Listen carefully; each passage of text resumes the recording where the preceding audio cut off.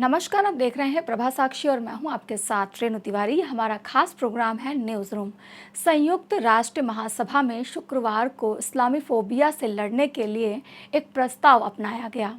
पाकिस्तान ने इस प्रस्ताव को पेश किया था। इस्लामोफोबिया से निपटने के लिए अंतर्राष्ट्रीय दिवस के मौके पर यूएन के प्रस्ताव पर 115 सदस्यों ने पक्ष में वोट किए और 44 देश वहां पर नहीं उपस्थित रहे और कोई भी विपक्ष में वोट नहीं पड़ा है।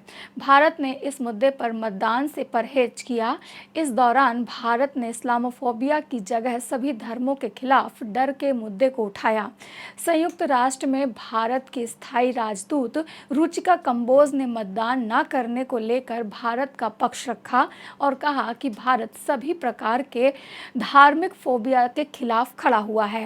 उन्होंने कहा है कि भारत चाहे यहूदी विरोधी भावना हो या इस्लाम भय या इस्लामोफोबिया और हिंदू बौद्ध सिख विरोधी भावनाओं के खिलाफ है।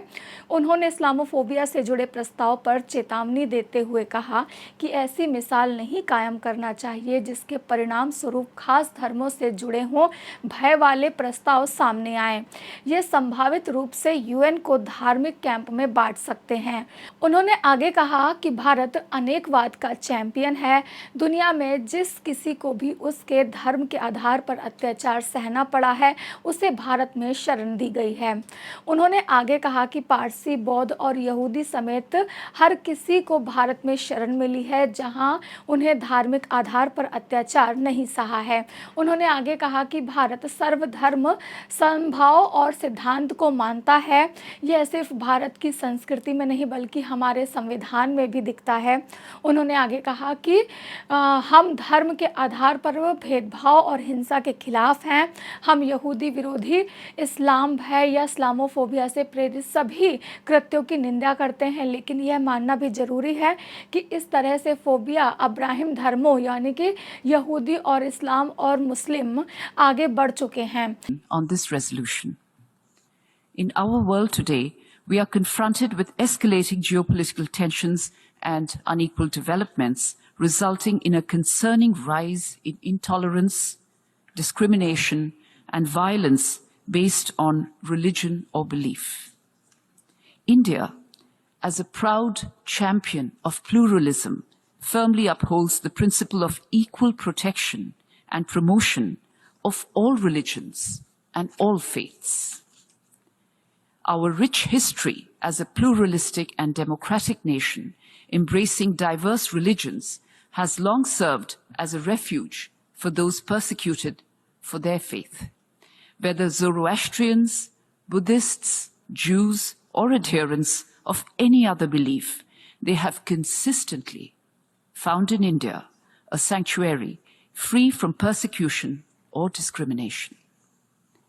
At the heart of this ethos is our principle of Sarva Dharma Sambhava, encapsulating Indian secularism and affirming the inherent goodness of all religions, each deserving of equal respect. This principle isn't merely a facet of our culture, it is firmly enshrined within the Constitution of India. Bharat की ओर से सभी धर्मों की बात उठाई गई है।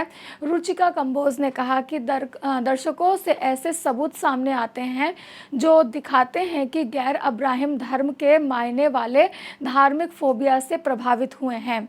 इसमें खास तौर पर एंटी हिंदू, एंटी बौद्ध और एंटी सिख तत्व हैं। उन्होंने कहा कि धार्मिक फोबिया का प्रत्यक्ष परिणाम है मंदिर, गुरुद्वारा और मॉनेस्ट्री पर हमले करते हुए जो चीज़ें सामने आ रही हैं वो एक कट्टर परिणाम को साबित करती है। कई देशों में गैर इब्राहिम धर्मों के खिलाफ गलत जानकारी भी पहुंचाई गई है। बामियान बुद्ध का विध्वंस, सिखों का नरसंहार, मंदिरों पर हमले और मूर्तियों को तोड़ना इब्राहिम धर्मों के खिलाफ फोबिया को दिखाता है। तो इस तरह से कुछ रुचिका कंबोज ने यूएन में अपनी बात रखी है। भारत ने अपनी अनुपस्थिति दर्ज कराते हुए मतदान नहीं किया है। ऐसे ही लेटेस्ट अपडेट के लिए देश दुनिया की तमाम खबरों के लिए आप बने रहें प्रभा साक्षी के साथ। नमस्कार।